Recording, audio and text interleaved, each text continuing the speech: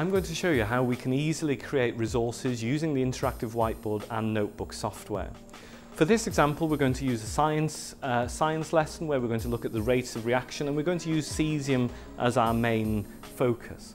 So I'm going to start off with a blank notebook file, and I can simply begin by writing on the text. So I'm going to write introduction,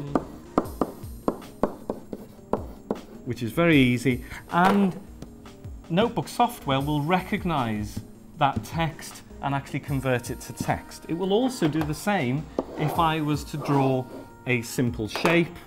I can ask it to recognize that shape, so it starts the page off really well. Then I'm going to take some resources from a couple of web pages that I have open here. First of all, some text. So all I need to do is to select the text that I need, click, hold and drag onto the page.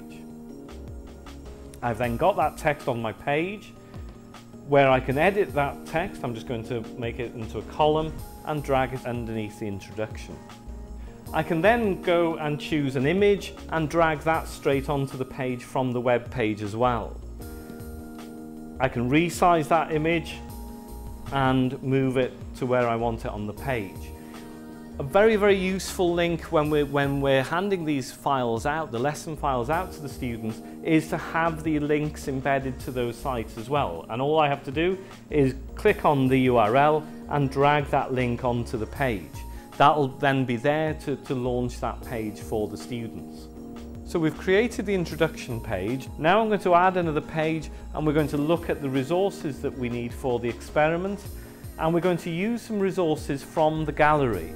And I'm going to go into chemistry and to equipment, where I can drag over a beaker and some tongs, because we're going to actually add in, we're going to use cesium and water in our experiment. Because this reaction is a bit too dangerous for us to do in class, what I'm going to do is I've got a video prepared, so rich media, and all I need to do from a file I've got on my computer is to drag that onto the page. It converts that file into a Flash movie file, which is completely embedded into my documents, and we can make notes and annotate this during the lesson. Then we're going to add another page where now we can look back into our gallery.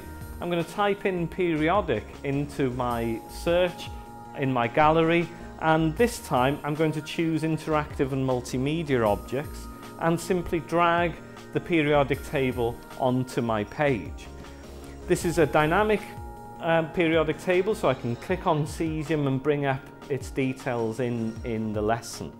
So during the lesson we can then use some of the tools to focus people's attention onto the alkaline metals and to enlarge certain areas of this resource. Now I can use this simple notebook file as an introduction to the practical lesson.